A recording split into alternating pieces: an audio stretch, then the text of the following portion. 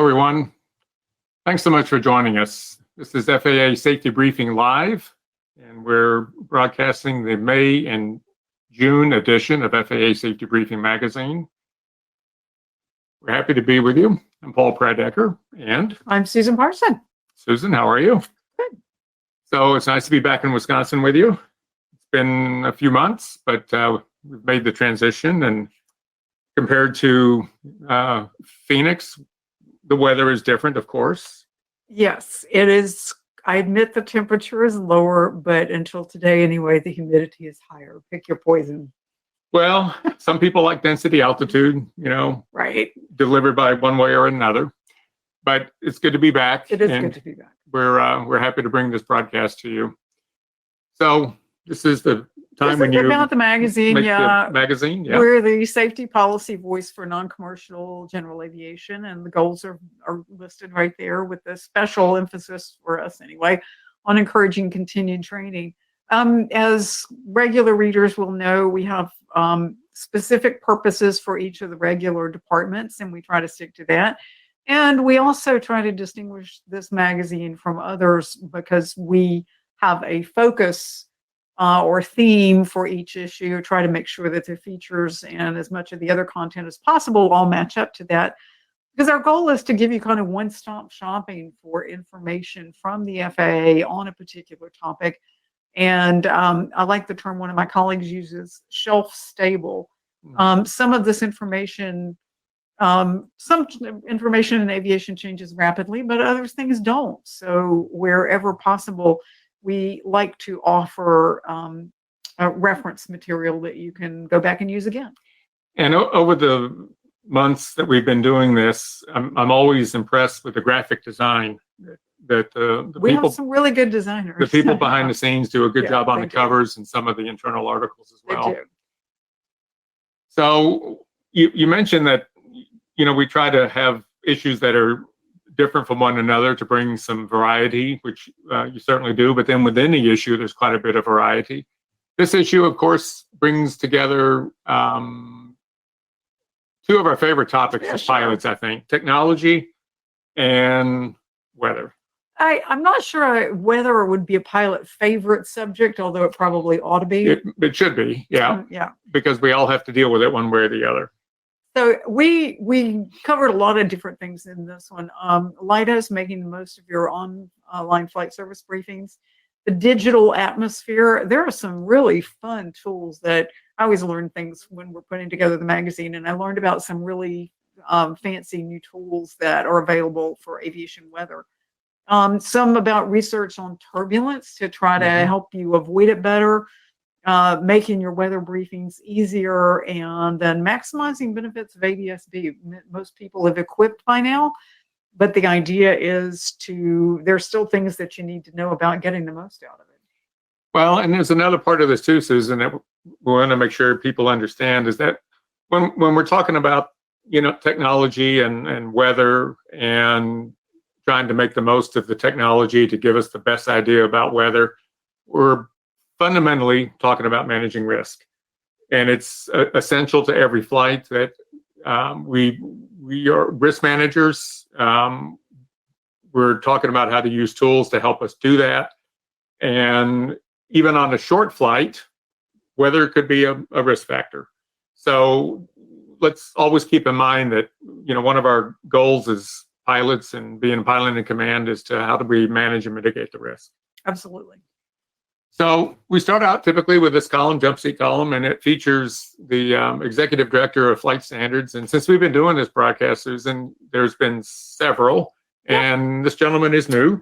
This is David Bolter, who is his permanent position is now executive director of the Flight Standards Service. He comes to us from a different part of the FAA, but actually started out as an aviation safety inspector in Arizona years ago, and has flown all different kinds of things, passionate about aviation. And the topic of technology and weather was, as he put it here for the first safety briefing issue, very happy to tee up this topic and to stress that even the best technology doesn't help you unless the crew thinks clearly and acts correctly. And he's a big people person. It all comes back to people and a commitment to staying current. Well, and as I read through the article, it was clear that he looks at aviation safety as a team approach, and there's so many factors working behind the scenes, and people responsible for safety, and the team approach is what it's all about. Because in aviation, that we all are teammates in one way or another. We should be. Yeah. The first article is about Leidos, and I have to admit it had been a little while since I had logged on, some months, but when I logged on to my account, it's not the Leidos of a few years ago. They've made some wonderful changes. Oh, yeah. And the weather products available, to pilots to aid in their briefing platform has really increased. The author of this article had an interesting quote that he used from somebody who writes about internet and the effect of internet on the social demographics, because we often talk about information overload, and certainly that can come when we're looking for weather information. There's so many sites, there's so many information. We tend to trust what's on the internet, whether we should or not. It's there, so we sometimes believe it. And the gentleman who was quoted as saying it's not that we have an information overload problem, we have a failure to filter. Yeah, that's a good phrase. I like that, because that really is the key. Even when we're trying to study, sometimes we're grasping for so many things to study, and what we really need to do is to filter some of the information so that we're getting the best information. But the weather products that are available here are they're outstanding. Much more graphical and much more focused on local information, and some other new features as well. Well, you can customize the briefing, obviously follow your flight plan like you always do with flight service. Kneeboard size navigation log, so it'll print that for you.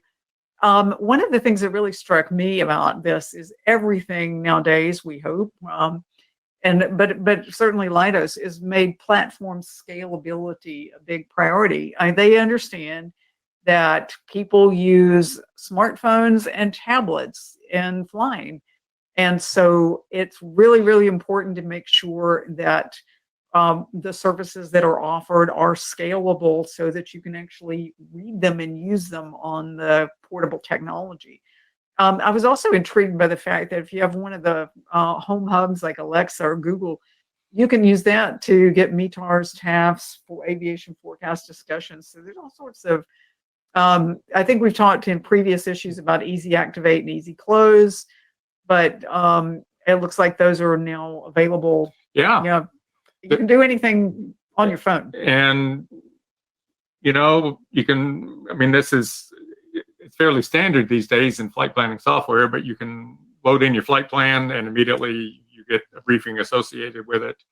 The cool tool that I did not know was available until I was reading a little bit more about this is the evaluate departure. Yeah. Where you can put in different times to evaluate, is this a good departure time or not? And then you have a better look at the weather that's forecast.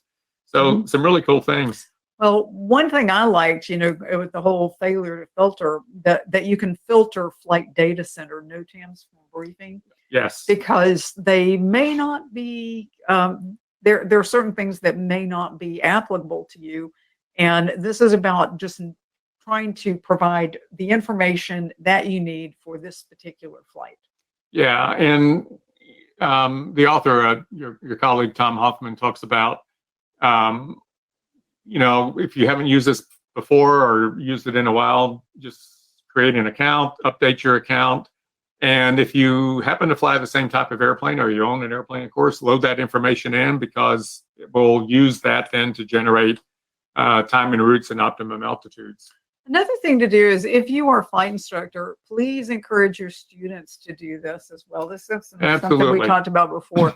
Because although many, many people, most of us now do a lot of self-briefing, and there's nothing wrong with that, and students need to learn how to do that as well.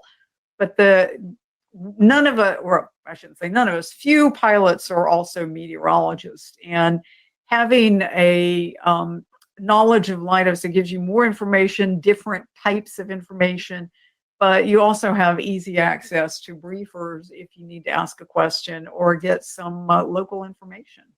And of course, if you call 1-800-WEATHER-BRIEF, you can still talk to a live briefer. A real person. And I know that you flew in the day, and I certainly did too, when I would go to an airport that actually had a flight surface station on the field and walk in and get an in-person briefing from a live briefer. I did. So that setup has changed a little bit, but the services about getting a in-person briefing are still available. If you put all this together and you do your homework, you can do a self-briefing. You can back that up with getting a live briefing. And again, it's a matter of using the tools that are available to you and then sorting out the information to make the best decisions. And this one should be in your weather toolbox. Absolutely.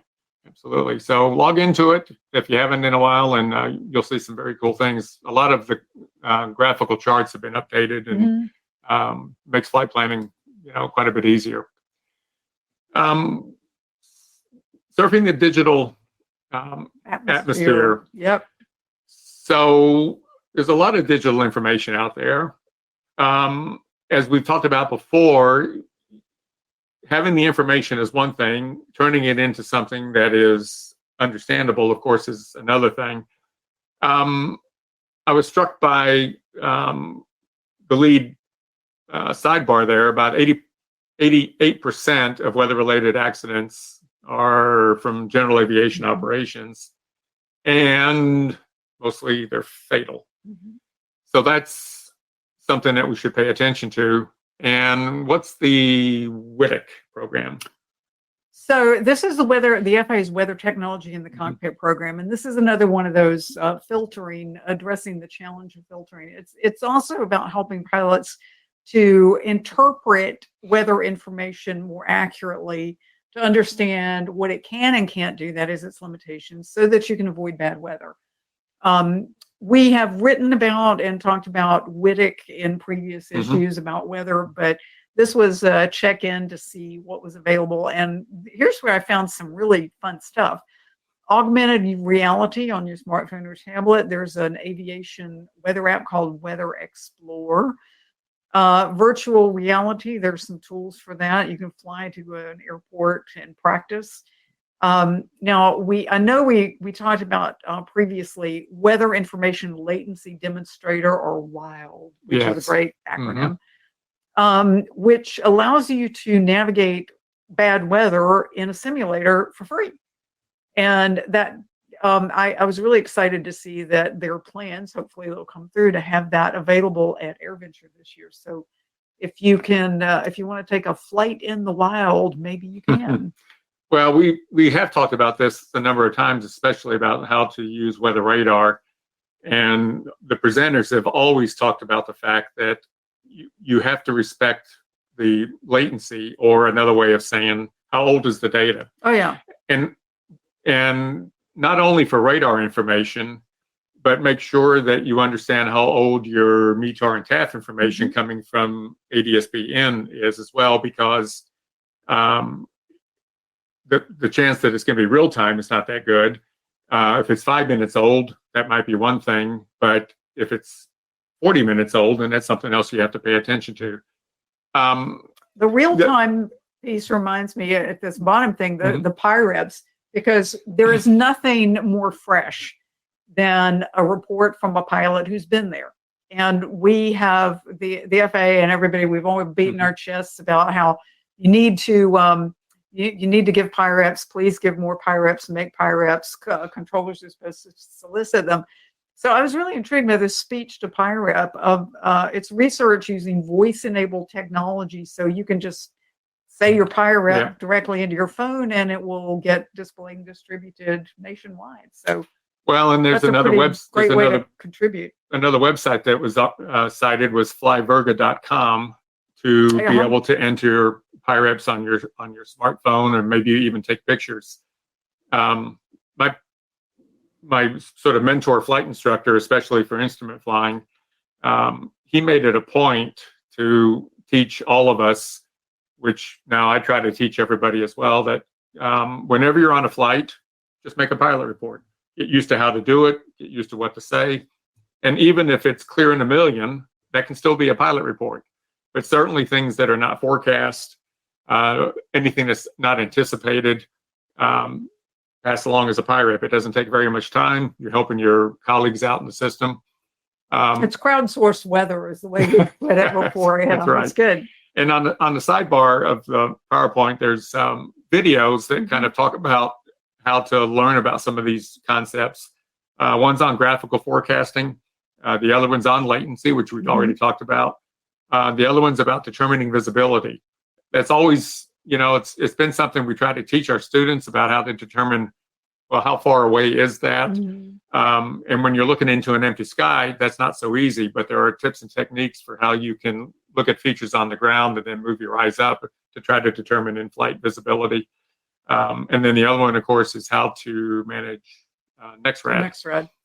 So many cool tools that are available. And again, we just have to sort out first use the information and then sort it out to help us make the best decisions. But I really like the subhead of this one. What's cool, fun, and free for That's right. pilots to use. That's right. What more can you want? Cool, fun, and free. We're all about free. Yeah, I know. Pilots always are. Your buddy Tom Hoffman, again, he put together a nice article, 5 steps to improve your weather know-how. Yeah, it starts with personal minimums, and we've done pieces before on how you do it. I think of personal minimums as the reserve. It's kind of like a fuel reserve. You want to have a buffer between your skills.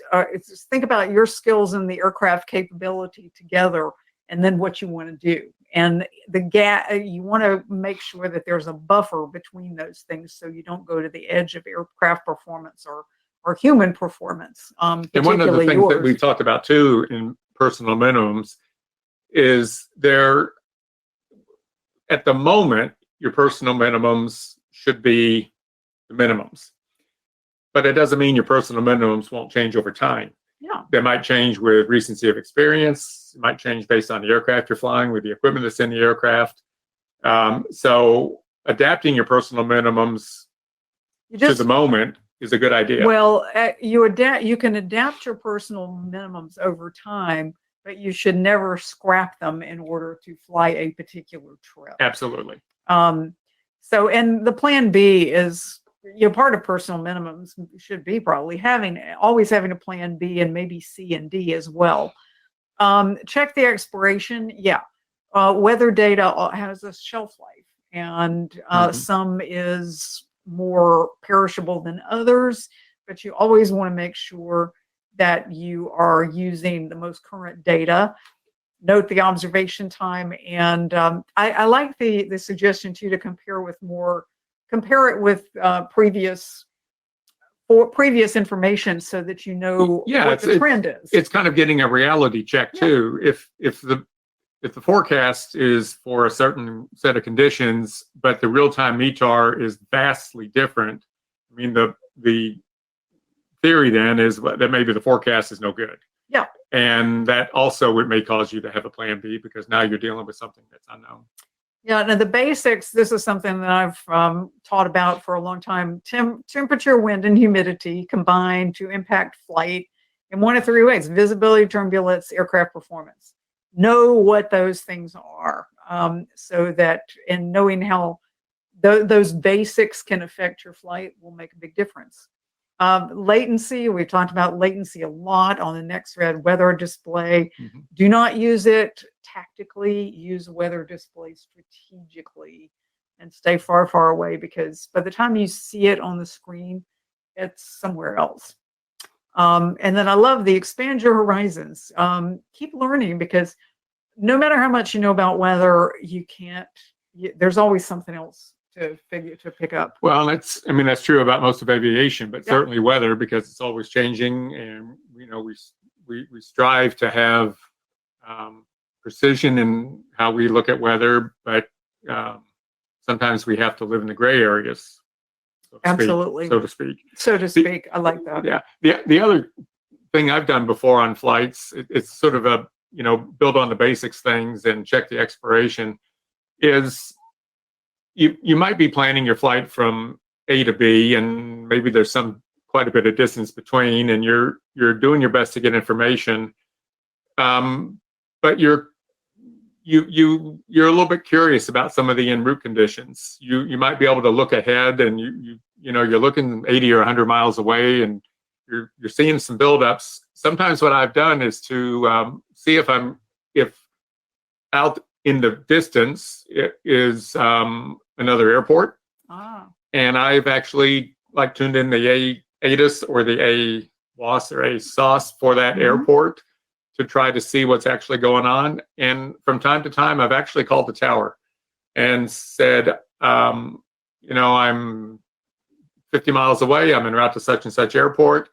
But I'm just curious what your most current weather report is. And that way you can also maybe analyze that for an alternate airport in case you need to divert, or it just gives you an idea about what the conditions are as you go forward. So sometimes I've done that, and the tower controllers are helpful. I mean, they'll tell you what's going on at the field, and it's just another data point along the way. And you can't have too many data points. Making your weather briefing easy. Yeah, easy as 1, 2, 3. And well, some of this is like what we talked about with personal minimums. Define the acceptable limits of your skills and equipment.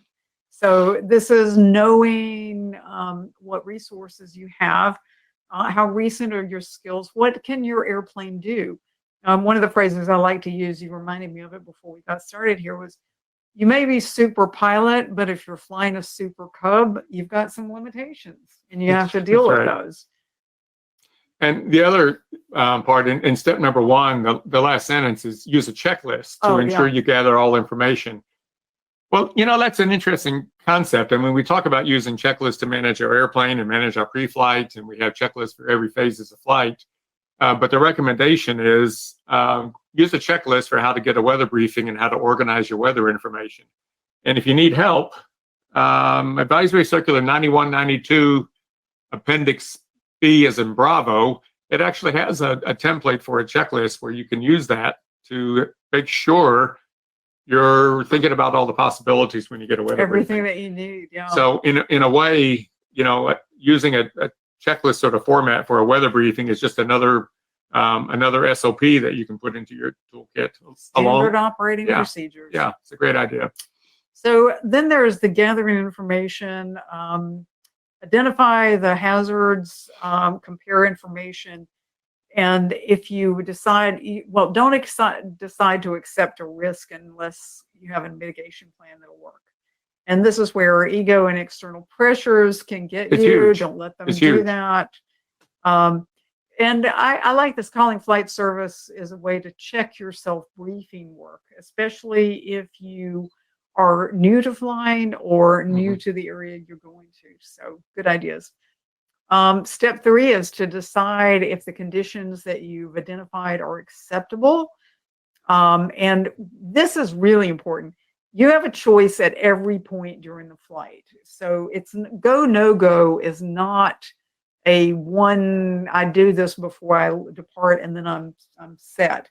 You have to constantly make the go, no go decision. Well, I turn it into something else. Once you've made the go, no go decision, now you're making continue decisions along the way. So sometimes I actually prefer start, continue to go, no go. But on the other hand, if a thunderstorm's directly overhead, we know we're not going to go. We're not going to go. But the idea of constant evaluation is what this is all about.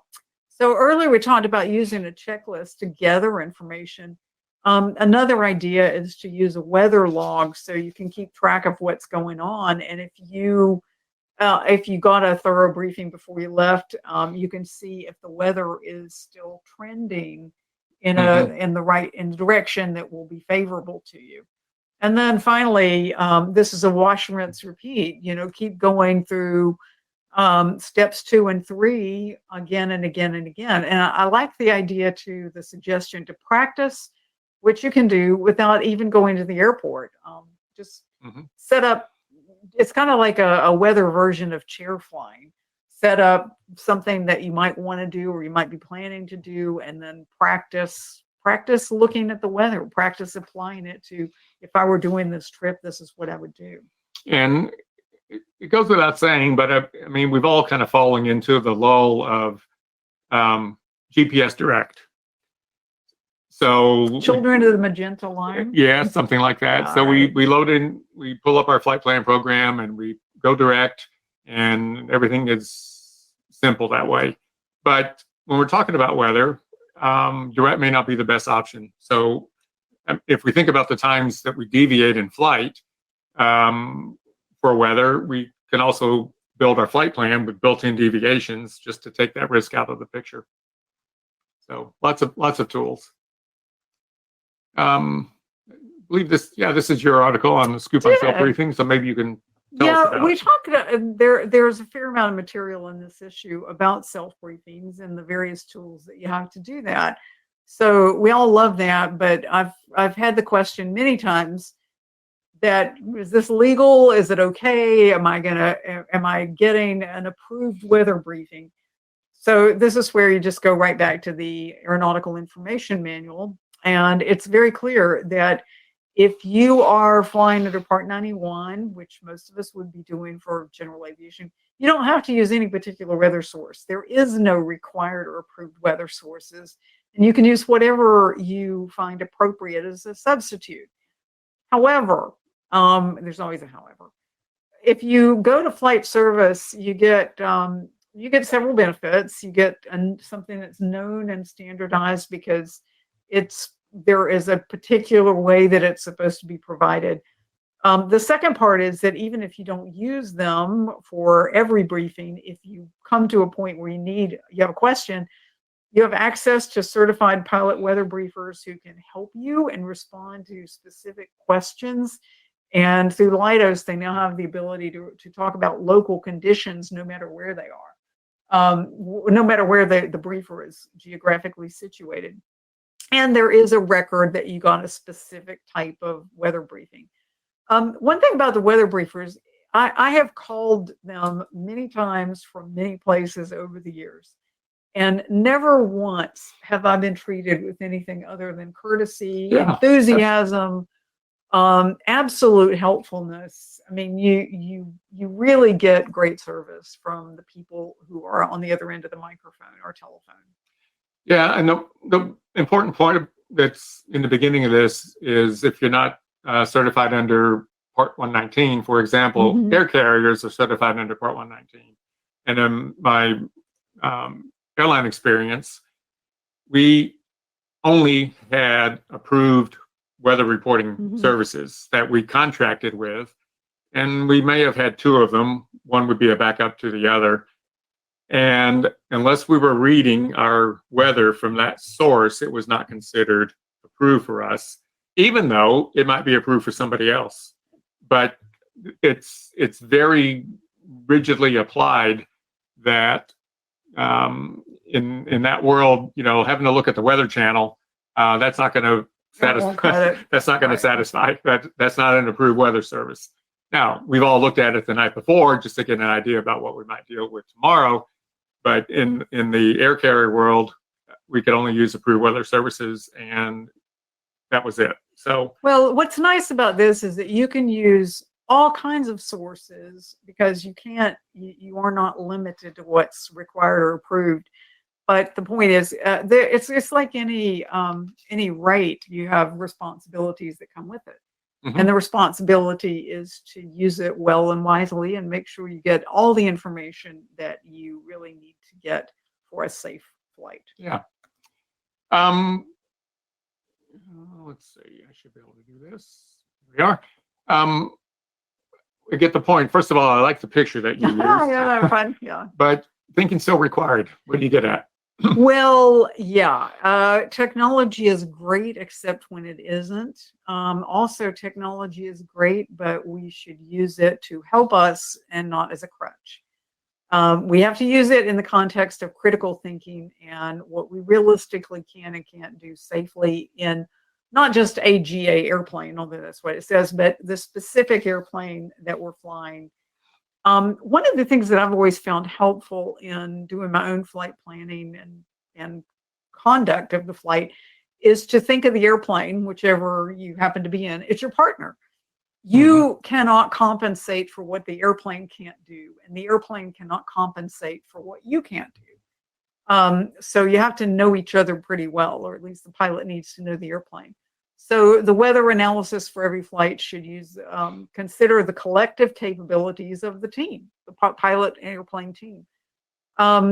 And then don't ever, this is the real point that I wanted to make here, don't delegate decisions to the box. You got to ask yourself questions. And the questions that I always ask myself when looking at weather for a flight is there anything convective? Because if thunderstorms are out there, I've got to either figure out how to avoid them or I don't go, because there is no airplane that is certified to fly in or through thunderstorms.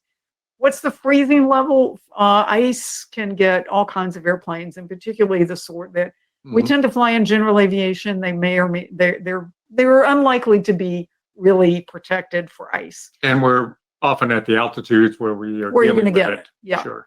And then how low is too low? Yeah, you get your instrument rating. You can go to 200.5, or whatever minimums are.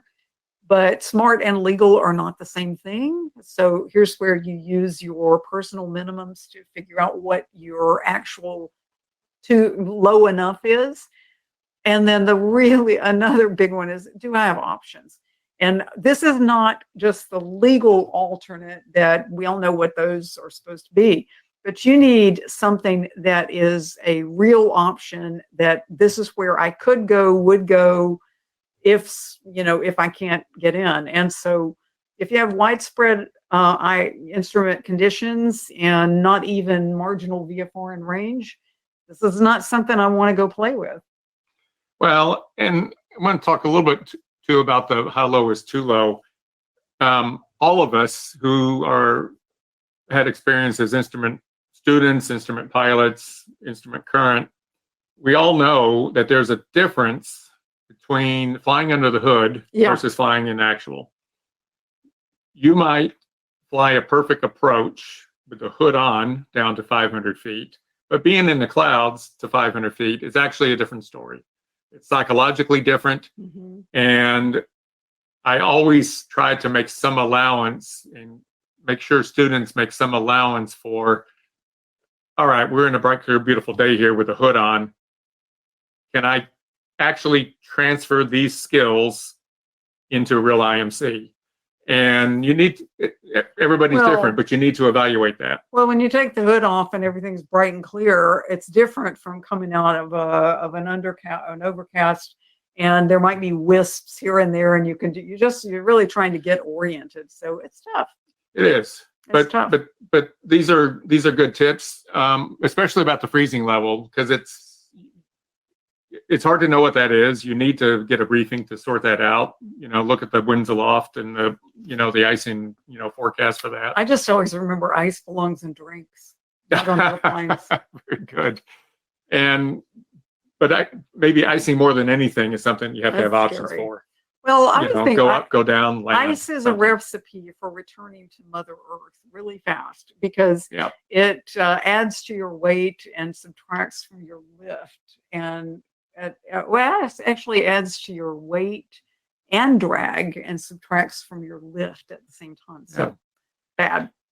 This is a fun one. It's our vertically speaking, and in previous issues of this, we've talked about the FAA weather camera system being used a lot at fixed wing airports, especially in Alaska, where the weather can change a lot. Also in Colorado and some of the mountain airports. But here's a more interesting application of the FAA weather camera system. Yeah, the FAA started loaning some weather cameras to helicopter air ambulance operators. And right now they've picked some spots that are, I guess, experimental. We're collecting data to figure out what is useful, practical. So better informed flight operations for medevac of however the medevac is done would be really great. And of course, these are at locations where there is no weather reporting. Right.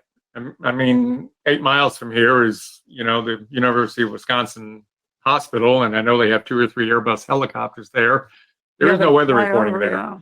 yeah. So, I mean, that's like most cases where these operators are in and out of situations. And if their nearest weather reporting is 6 miles or 7 miles away, you may not be getting an accurate indication. So it's a great idea. And it's just another application of the technology. Yeah, I think the weather cams, if you go look at them online, they're pretty slick. They show you they show all kinds of things that would be nice to know before you go. And I like that. I don't think there's that many of us out there that like turbulence. Oh, I don't know. Sometimes it's kind of fun. I mean, maybe a little bit, but in the air carrier world, we did everything we could to avoid it. Well, yeah, I don't want you to spill my coffee. Indeed. And in fact, in some, famous aviation quotes or something I've got in a book somewhere, maybe in a bookcase behind me, there's the saying that somebody went up to a captain and said, "What causes turbulence?" And he said, "Well, we think it's coffee or tea because every time we pour a cup up in the flight deck, it gets bumpy." So, well, but we do everything we can to avoid it.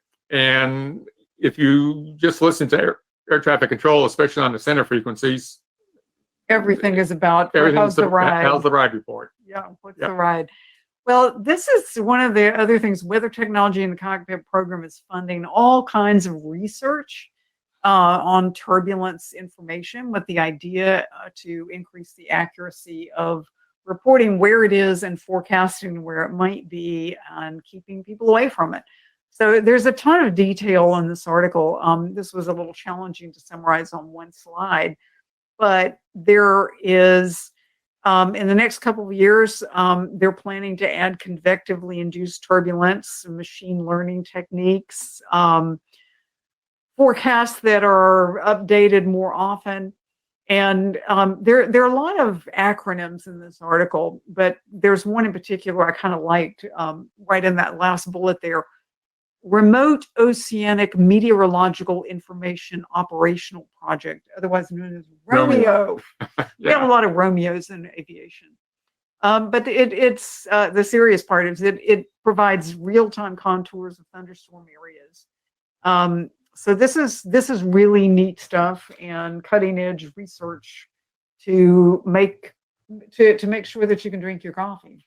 Exactly, and a program was started in conjunction with this to get participating airlines to send data from the flight, real time, transmitting weather data that would ultimately be used to predict turbulence. Right. The airline I flew for was one of the first to take part of that, and we were recognized as participating in this program to help supply weather information in a real-time fashion.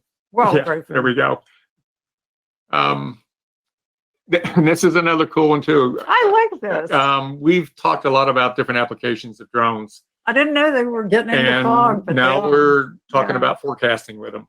So here's another fun acronym. I don't know if there are people who get paid to sit around and think these things up, but they're fun. Fog map. You can see what it means. I won't try to read the whole thing out, but this is using. I want to. Okay. Frequent in situ observations above ground for modeling and advanced prediction of fog. Fog map is much better. Yeah. But it's to assess. It's used to see if drone operations can be used to predict fog over major U.S. airports. So they're doing localized airport impacting fog and evaluating all kinds of things. At the time this was, it says the fog map study will continue through May, which is just finished up. So hopefully some of that we'll see some more information will start coming out. And there's a system set up that they're using. Cincinnati is one of the airports that they're deploying this and looking at the technology. We always feature FAA face and employee and look at their contributions. And Francis Pratt goes by Frankie. Studied meteorology, has done some time at Embry-Riddle. Has got a lot of experience and has really turned into doing some good work for the FAA. Yeah, we interviewed her for several of the articles in this thing, and in this particular issue, and she's really big on using the checklist to make sure that you get all the information that you need. She's worked, as it says here, outside the FAA, the Next Gen Aviation Weather Division. She's worked on international stuff, and now she's working on aviation weather for drones. So it's just a really neat set of, or she's using her talents in a wide variety of ways, connected with weather and weather technology and weather research. One of the things I noticed about the individuals featured on FAA Faces is they have such broad experiences that they then pull together to make, contributions, through the FAA to aviation safety. And we always try to get pictures of them flying if they actually are pilots. So it's pretty fun. This is all about ADS-B, and ADS-B has been out for quite some time, and unless you're exempt from it, by now I'm sure most people are familiar with it. However, there are still some things to know and remember about making sure that, you understand the startup procedures, and especially how to recognize failures. Well, yeah, because now it's not just a nice to have it, it's a you got to have it. And one of the tips is to know the performance requirements. It's a reminder that you can get the, here's another fun acronym, Public ADS-B Performance Report that's free. You can get it as often as you like. Call sign, if you happen to fly for some organization that uses different call signs, you need to understand how to make sure that you don't have call sign mismatch issues with your ADS-B. And then, as always with any equipment, know what the benefits are and the limitations. You need to know all the good stuff it can do, but you need to know what it can't do. And as we talked about so much, I mean, that's true not only of ADS-B, but also of your GPS, your glass cockpit, all the fancy avionics, even your iPad. Yeah. Well, it pays to know how to use it. I worked with a pilot one time who had just installed new equipment in the airplane, in an older airplane. And he's like, Susan, it's supposed to do this, and I can't make it do this. So I said, okay, let's go see. So we tried it out several times. And it turns out that the new equipment didn't want to play nice with the old equipment, and there were just some limitations on what it was going to be able to do. And I said, well, good thing that you know this now before you head into the clouds.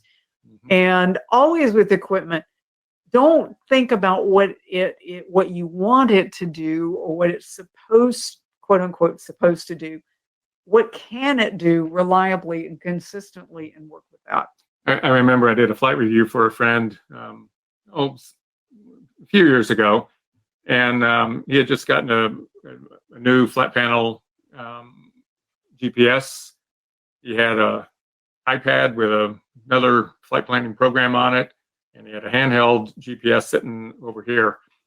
And he wanted to try to make sense of all this digital information. And when it was time to start the flight review, he said, well, where do you want to go? And I picked an airport that was about 80 miles away. And I said, okay, show me how to do it. So he reached down between the seats and pulled up his VFR sectional and looked at it. And he said, well, I think we should take off on a heading about 35 degrees. Okay. 035. There you go. There we go. Well, that might have been the best way to do it. Well, made us look out the window more. Yeah. Sure. There you go. Aircraft corrosion. So this is our nuts, bolts, and electrons. And this is a big deal, of course, and it can be a big deal based on where your airplane is kept, how it's hangared, how it's treated. And this article talks a lot about how to look for it. Well, and I learned some things from this one for sure. Darkening of the metal, stage 2, the visible aluminum oxide in the form of gray powder. And then the third, when that severe pitting, cracks, and holes. I thought it was really fun. He also has we deal with it on the levels of prevention, which is the best way, removal and treatment. But you've got to do whatever you can to prevent corrosion and to, as it says in the last bullet there, keep your eyes open and Yeah, I mean, I made a note to myself that, looking for corrosion is not just something at the annual inspection. I mean, when we're doing our pre-flights, we have the opportunities to look at a lot of the material of the airplane. And your post-flight. And one Yeah. of the points here, even if you don't live by the ocean, if somehow your airplane is exposed to salt air during a visit or a flight, you should Sure. especially look at it during the post-flight inspection, because you just go ahead and clean it up. It's a good opportunity to keep your airplane shiny. Yeah. So we moved from airplanes to bodies, and yes. talking about pulling G's. So this is super appropriate for right at a time when Yeah, Top Gun Top Gun. Maverick, which I'm very anxious to see. Top Gun Maverick is freshly out in the theaters. So as you've probably read, the actors in the film were required to get some basic flying lessons, and they actually went off and flew in. They were pulling, no kidding, G's. They weren't just pretending. So this is a really good explanation of what G-force is. I like to think of your heart as a pump, and here's what happens as G-forces increase. And then there's the explanation of G-lock. Well, yeah, before we get to the G-lock problem, which of course is huge, just the information that she used about you've got a distance from your heart to your brain, which is just another pipe, and when you're exerting G-forces, it's going to make moving that harder up to your brain, and that's why we have the vision issues and the possible G-lock or G-lock. I always heard it as G-lock, but I don't. G-induced loss of consciousness. So I know you've done some aerobatics and upset training, and I've done some as well years ago. A little bit goes a long way for me. I mean, it's physically exhausting. It is physically exhausting. I did, years ago, I was doing formation training, and my formation partner really, really, really, really wanted to do an extra day and do the air combat stuff, which was not my thing. But hey, he was a friend, and I did it, and it was only a little bit more money. Actually, a lot more money. A lot more money, I'm sure. But okay, I did it. And boy, we were pulling G's, and I was exhausted when I came out. I also had a sinus infection at the time, which was not fun. But it points out G tolerance is not static. It can vary over time. If you did, it's maybe less instrument currency. The fact that you can do an approach to minimums 2 years ago doesn't mean that you can do it today. So this is some tips on hydration, exercise. Well, and just general well-being and exercise. We watched a YouTube video not too long ago about the making of the original Top Gun, and the people there referred to it as it's athletics for pilots to be doing this. Yeah. So it's a good article, and a few more terms and a few more acronyms like G-lock. So before we leave this whole Top Gun thing, I got to tell you, I read about this and I went and looked it up. If you want your own call sign, apparently there is a little tool online that you can go in and answer a few questions about yourself, and the thing will spit out some choices. I think it's 3. Oh, wow. So 3 possible call signs based on the way that you answer the questions. So, hey, you can get your own call sign. Let me know what yours is, and I'll. Well, the one I liked was Sapphire. Oh, okay. I get it. Condition inspection. Again, this is another thing. This is very the time seasonal. This is the time for allergies, and lots of cautions about being careful if you're taking allergy prevention medication. Diphenhydramine, Benadryl. Many of these things are in over-the-counter medications, and they're not allowed for flying. Yeah, and if you have taken it, there's the advice generally is to wait 5 times the pharmacologic half-life, or 60 hours is an easier thing to remember. But this is information. We talked before about the AME guide, which has tons of information, and it's available online. You don't have to be an AME to look at it and to use it. But there's a lot of information in this article about the things that allergies can do to you, and the things that allergy medication can do to you. So you just need to be very careful.